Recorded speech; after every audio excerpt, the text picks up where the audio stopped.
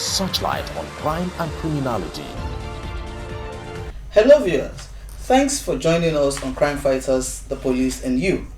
My name is Aisha Tosan Agberibi.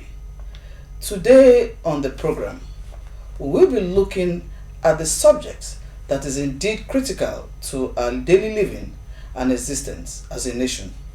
A subject that has continued to invoke passionate commentary from citizens across the country. That is security. We are all living witnesses to the enormous security challenges confronting our country today. But the question most pertinent now, perhaps, is how can we enhance national security and reduce violent crimes in our nation? This is a topic for discussion, and to join me in doing this is my colleague, and we also have guests in our studio.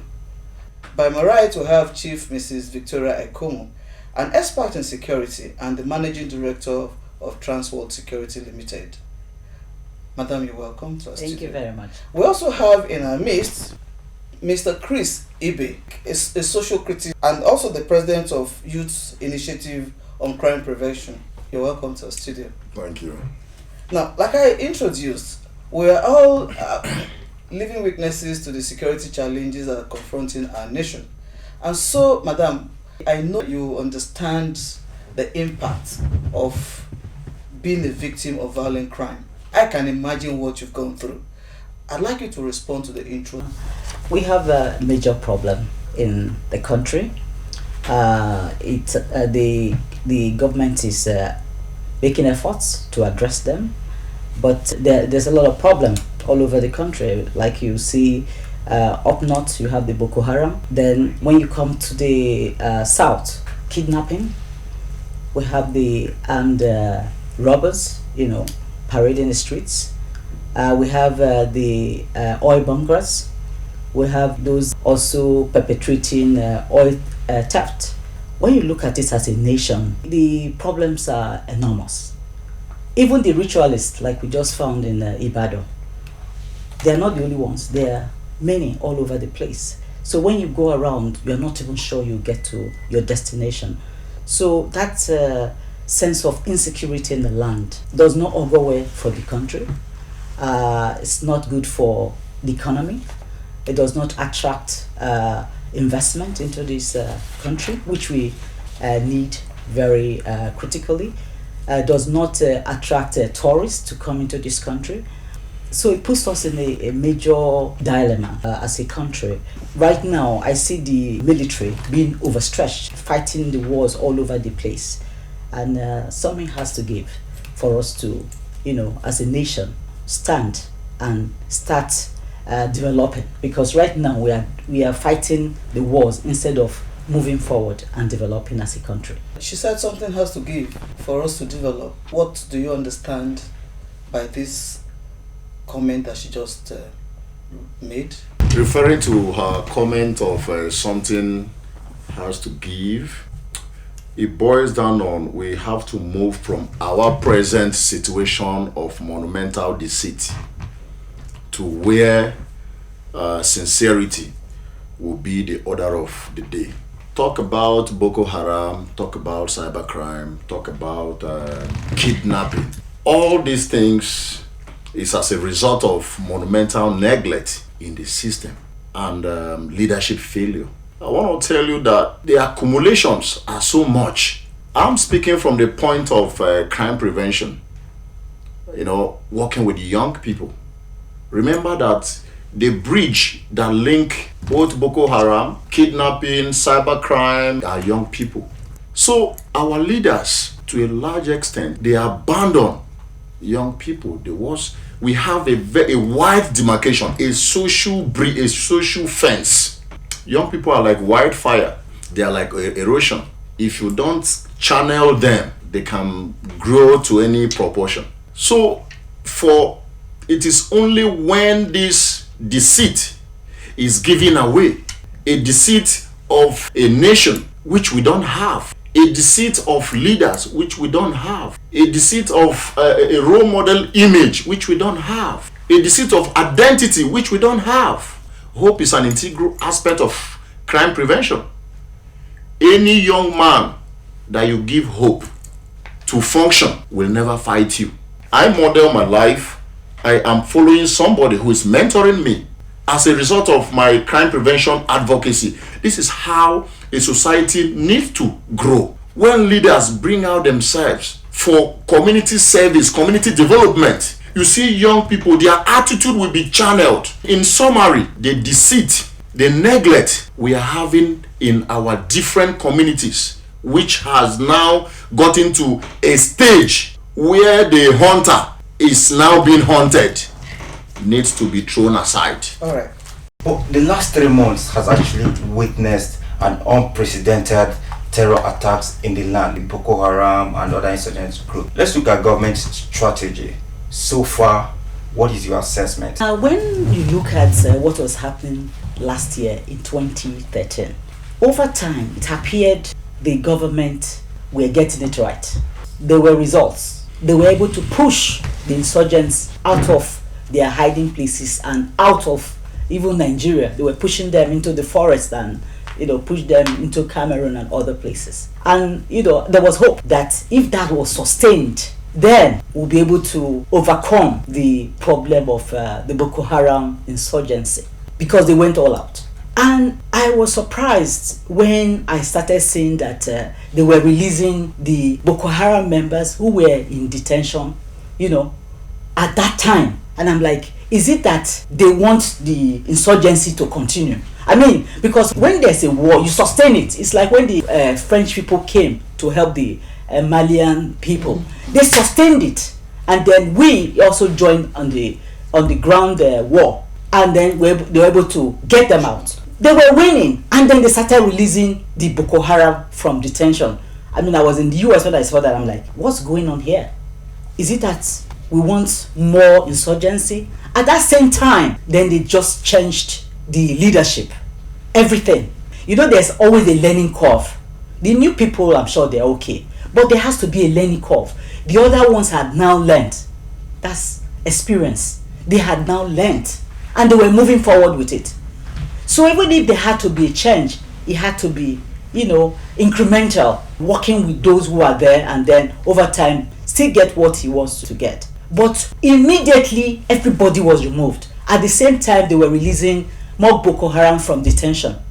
So within that period, trying to get the new people coming forward, and then I think one was said to have made a statement that the Boko Haram will be wiped out in a short time. And we know what has happened. Anytime a statement like that is made, it's like an affront. They want to show that it's not correct. So this statement was erroneously made. I read later that he said he didn't make that statement, but it was in the papers. So even if it wasn't made, in a war like this, media has a role, because the terrorists, they want media attention, and once they get that, so they want to prove whatever was said wrong. Immediately there was an upsurge. I actually don't want to agree with Madame when she said the military has been overwhelmed.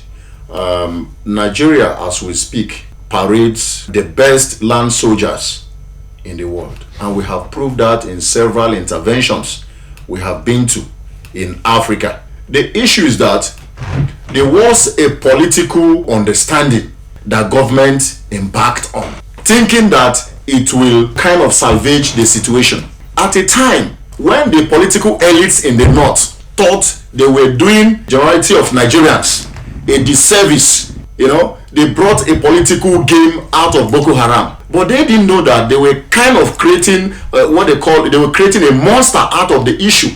The military went into the northeast, engaged them squarely, pushed them to the war, and they started crying. Remember, all of them, Northern Elders Forum, they came with bombardment that this is ethnic cleansing, this is regional cleansing. Before you know it, the government said, okay, they called for dialogue. They were citing the case of the Niger Delta, whereas we know what the Niger Deltans were agitating for. We knew the agitators. Asari Dokubo will come and tell you that I'm a freedom fighter. Tompolo will tell you that, look, this oil is in my backyard. But they were calling for dialogue. Beautiful. The case becomes, who is to dialogue? So government opened that dialogue space for a long time. And they used that opportunity of dialogue, start spreading into the, escalating other form of mayhem and stuff like that. That was when the military retreated and said, please hold on fire. But the way it is, as we speak, it's beyond what we thought. Even the elders themselves, for a governor to cry out and inform the whole world that the Boko Haram arms are more sophisticated than that of the military. I think he has now understood the reality of what government came with that time. What we are now talking about is for government to actually go into, because it's now a warfare. I vividly remembered in the University of Portland in Oregon, in the African corner, a young man that manages, he's from Niger Republic. I was a participant in the IVLP on youth and community conflict resolution.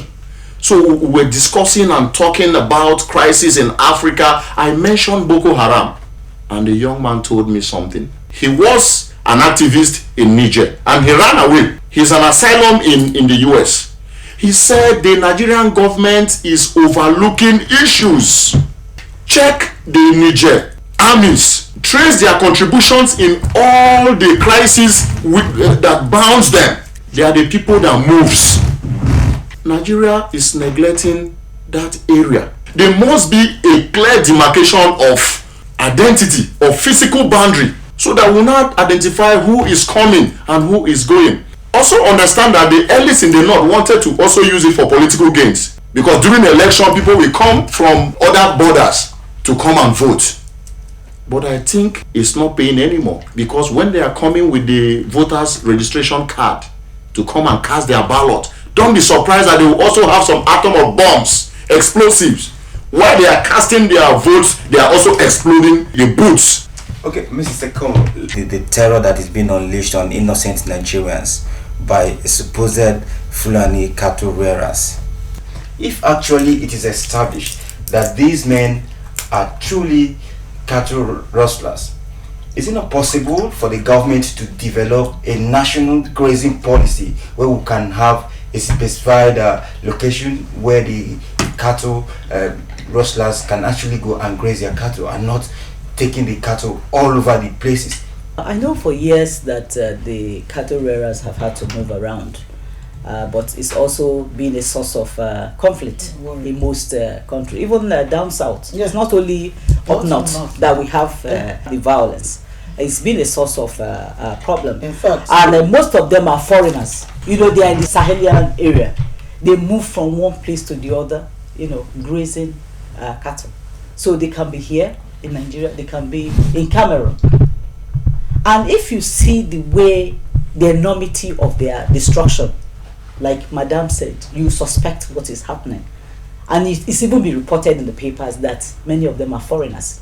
You have Nigerians, you have Cameroonians, you have Chadians. They are all over. They are, So the way they go into villages and burn the villages, they kill the people, burn the villages, and there's even fear that they are using chemical weapon right now, because I know even Governor Swanson was reporting that some of the people who were killed in some of their incidents, the foam was coming out of their mouth. And when foam starts coming out of their mouth, there's a problem. It means some chemical weapon has been used.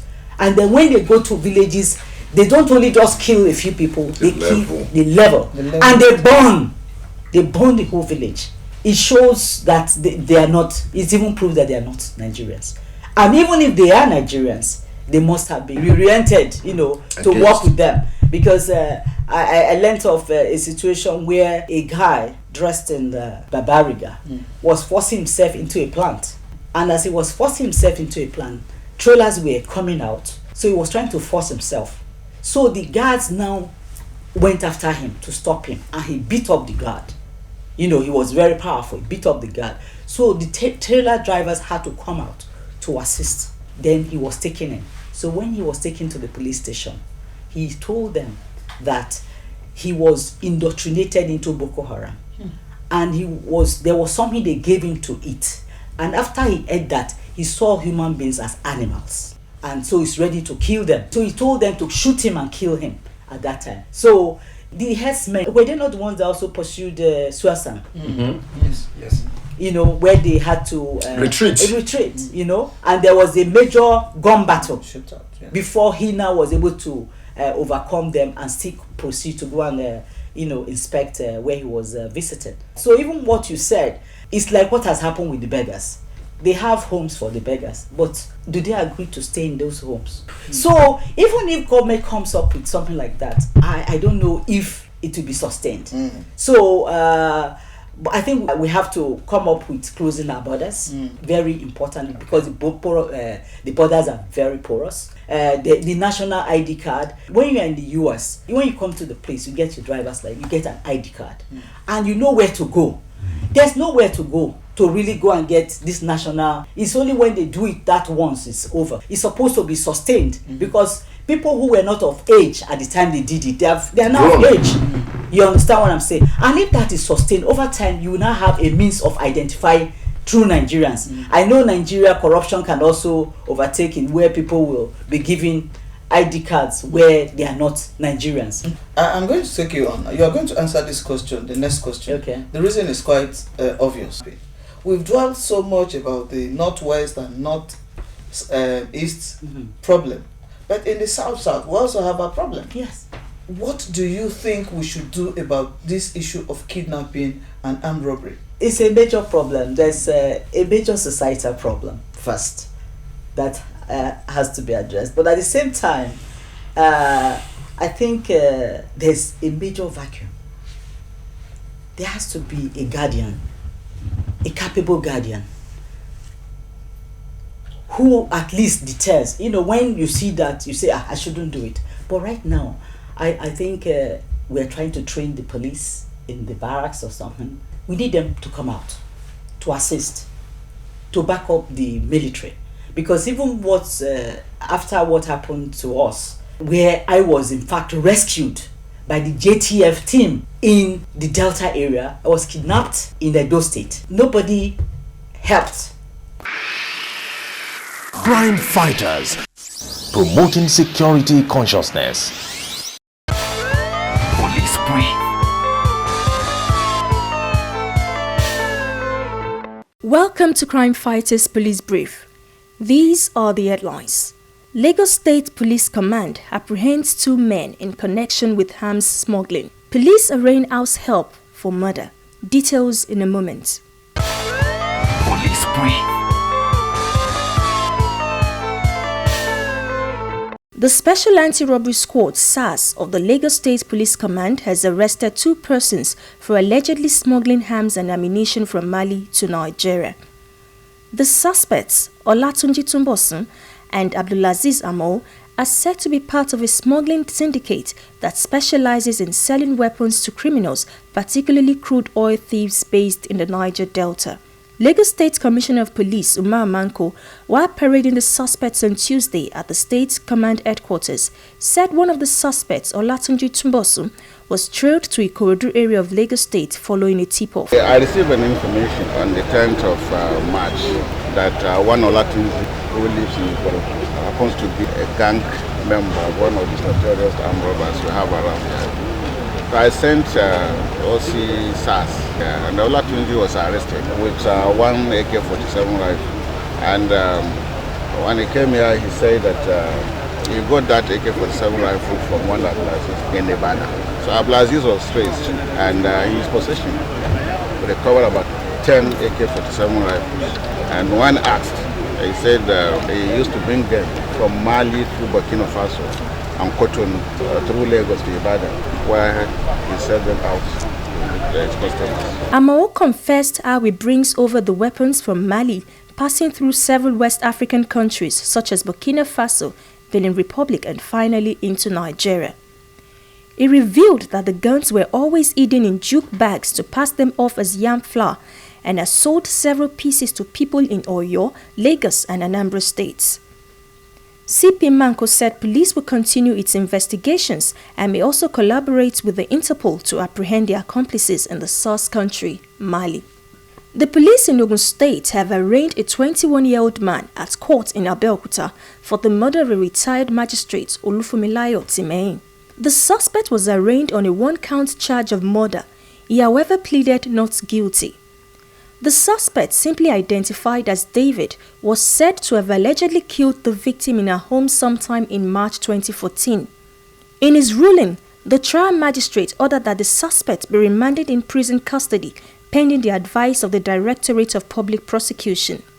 The suspect, an indigene of Benue State, was reportedly employed 2 months ago by the victim but was sent packing few weeks later for allegedly stealing valuables including phones and jewelries. Following complaints by his employer, the suspect was detained by police but was eventually released, following which he proceeded to commit the offense. In another development, Ogun State Police Command on Thursday uncovered yet another baby-making factory in Adigbe area of Abeokuta, the state's capital, rescuing 5 children and 3 pregnant women.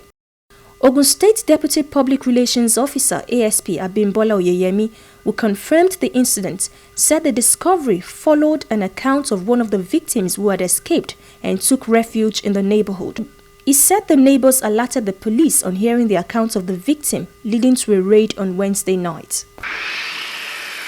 And on the global update, at last, Kenya has finally charged to court a group of men accused of gang raping a schoolgirl that were originally punished by being made to cut grass around a police station.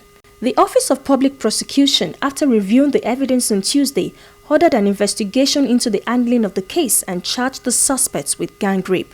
The 16-year-old victim, known simply by Liz, was reportedly attacked, beaten and then raped by 6 men as she returned from her grandfather's funeral in western Kenya in June 2013.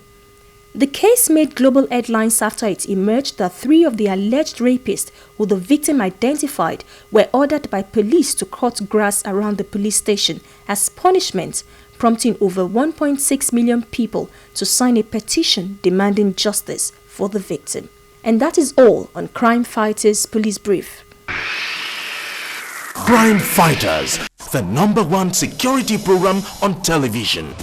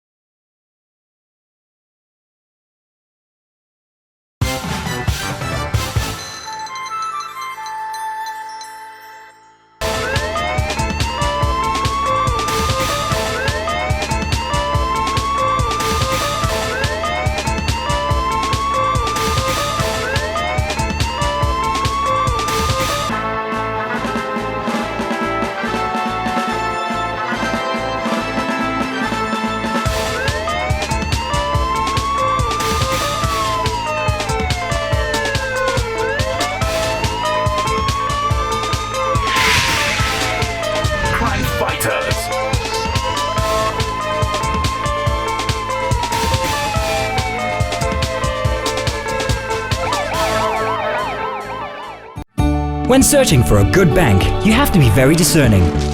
so you don't get one thing and miss out on others. Well, your search is over at First Bank. We offer a variety of products and services made with you in mind. From flexible loans, easy access to cash, bill payments from anywhere in the world, to savings for the little ones. Make that switch today. Contact us to learn more about the many products and services we have designed for your convenience. First Bank, truly the first.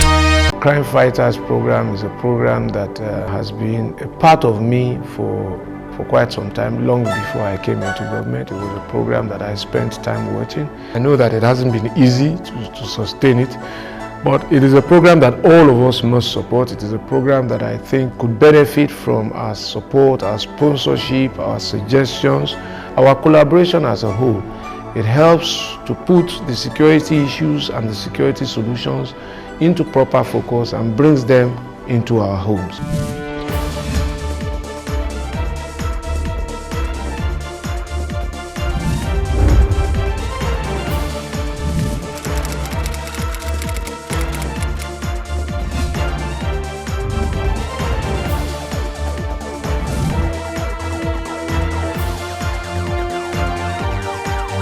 Crime Fighter, the searchlight on crime and criminality. I was kidnapped in Edo State. Nobody helped until we got to the Delta area. That's where the JTF team, who were on patrol, routine patrol, which is essential. They were on routine patrol. But when they are doing the routine patrol, from time to time, they stop and then they search, the cars that are coming, and then they move again. They don't stay in one place. Random.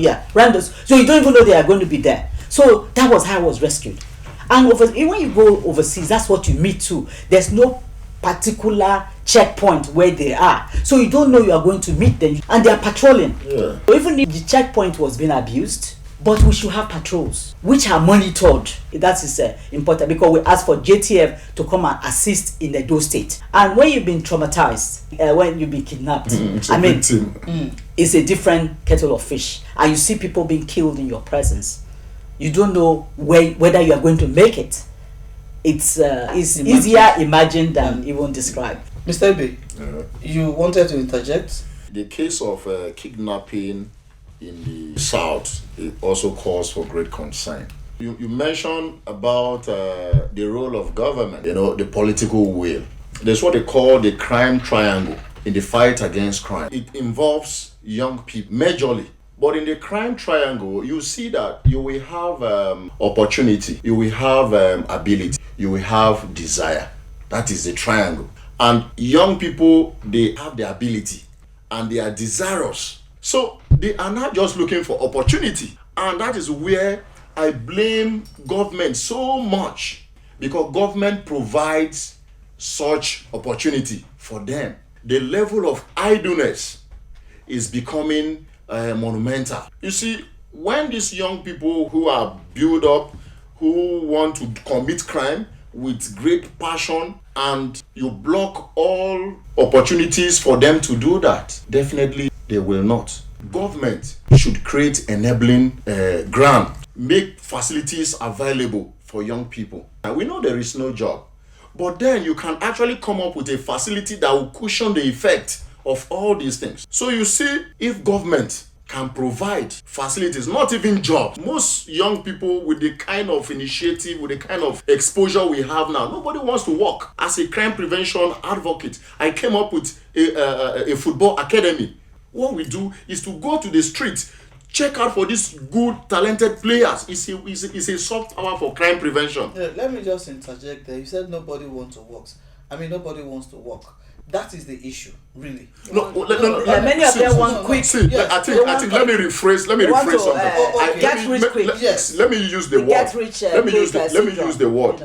Most of them wouldn't want to work. Good. Not as a result of not wanting to. They don't work. They don't want to work for somebody. Mm-hmm. They have their own initiative. Yeah, but you have to start somewhere. Start from somewhere. Yeah. I tend to disagree with you.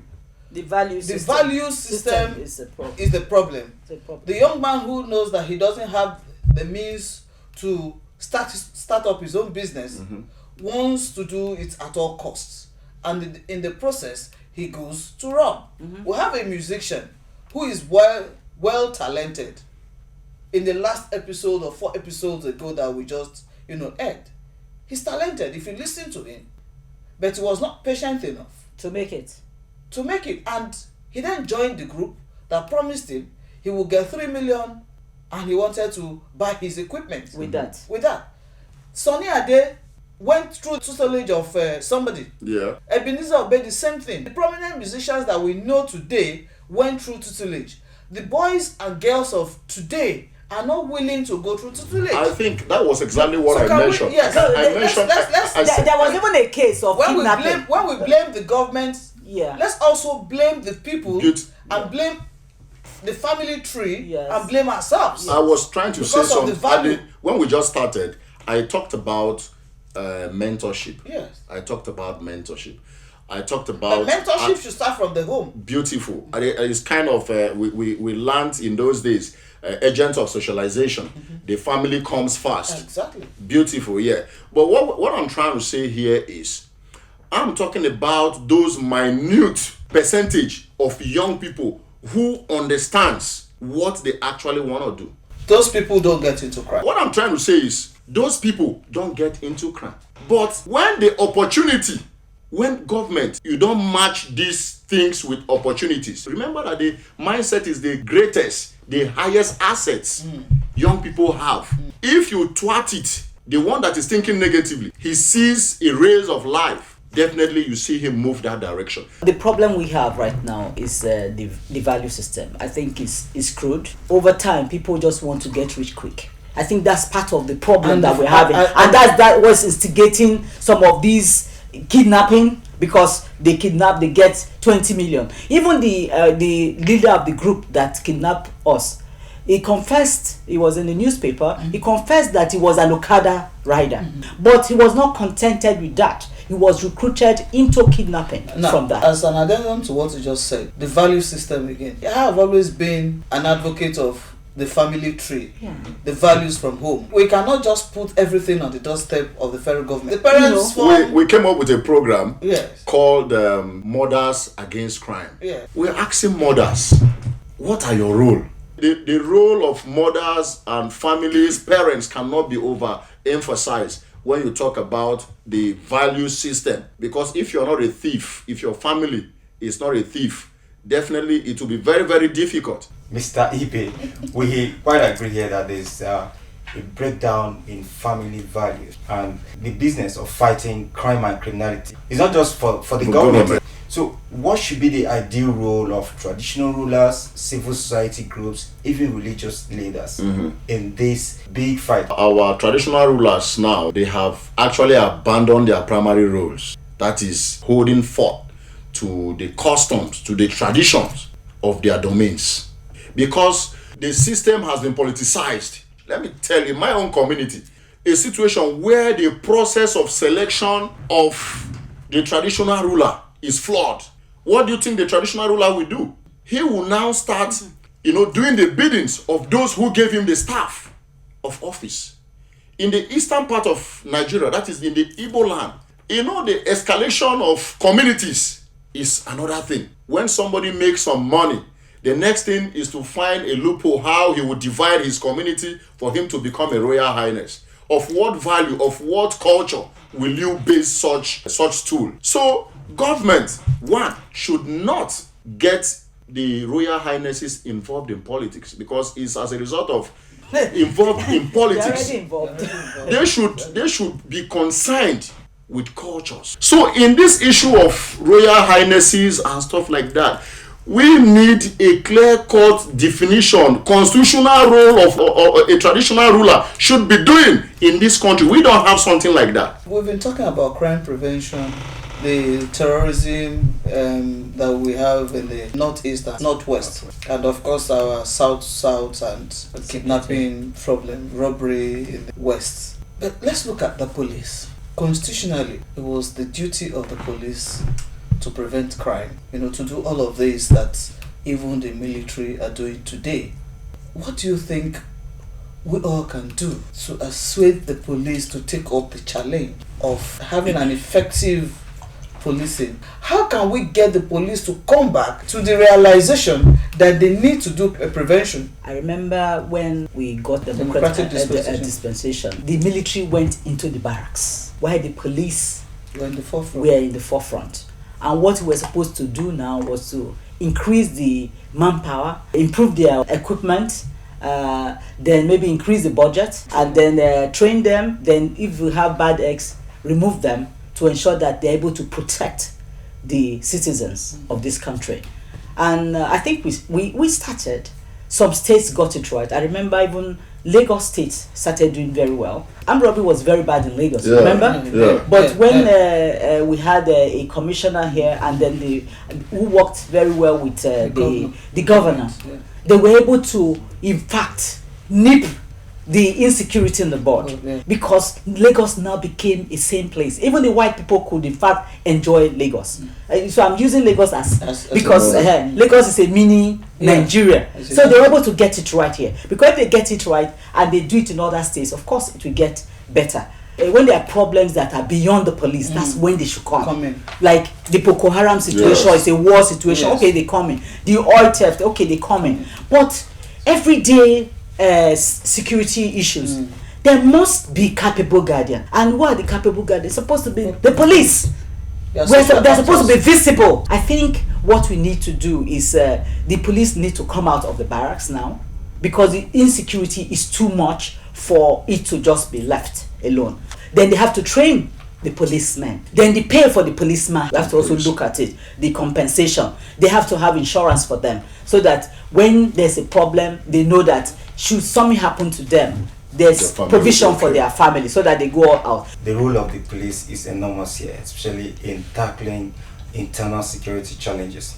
Why are we not having that needed synergy, the collaboration between the public and the police? The police for a while have been talking about community policing. How that is being executed is a different problem. People are scared that when they give information, then the criminal will be told that they were the ones that provided information and their lives will be in danger.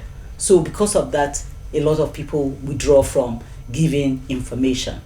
A way to address this is to have anonymous hotlines where you can pass information. I know they have some of that where they say people can call. How well that is harnessed, I don't know.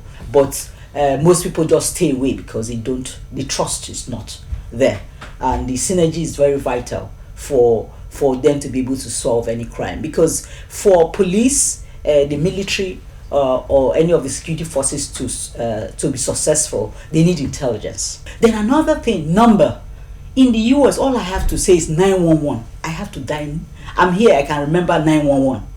But if you talk about the police here, the numbers they give are so many that I can't remember them. So we have to come up with something like that, having a number that can be called for police.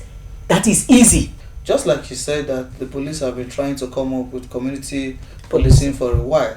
But I also see a situation where the security agencies, the police and indeed the other security agencies are not also willing to invite the public to be part of the fight against these vices. They say when you talk, you walk the talk. Yeah, but they have said it. Yes, are they practicing they don't walk it? Okay. They see themselves as they and members of the public them. They don't see you as a Nigerian who have the stake that you can also contribute and assist them. They believe that because they are recruited as policemen and policewomen, you do not have any inputs into policing. Even the SSS and the police, they are not working well together. If they see themselves as partners, they can work together because there has to be synergy in this thing. Talk about force multipliers. We all have different roles. Like civil defense, they are in different places. Private security, we're in different places. The traditional ruler, they're in different places. All of us can collect this intelligence, all of us, if we are working together. The media, as the fourth estate of the realm, equally plays a very crucial role in the fight against crime and criminality, especially in their reportage of the situation. But many critics have come to say that the media, even in their activities, tend to propagate the intention of these terrorists through the way they blow their reports and accounts of incidents overboard. This year, anytime you take the newspaper, the front page, they will say 100. That's the actual thing. I know they can put it inside. I'm just saying, so because they are helping, they're also helping. It's the truth. But they are also helping to propagate because if you remember what happened after they pushed them into the bush, they started doing sneak attack. The impunity was not there. It was a sneak attack. They will hit one little village. Do you remember? And they run back. Do you recall? But they put it on the front page. Now more. The media has to also be enrolled into this so that they know how to report it. By putting it on the front pages, they are playing into the hands of the terrorists. So they have to decide, who are we supporting? Are we supporting Nigerians? Or are we supporting them?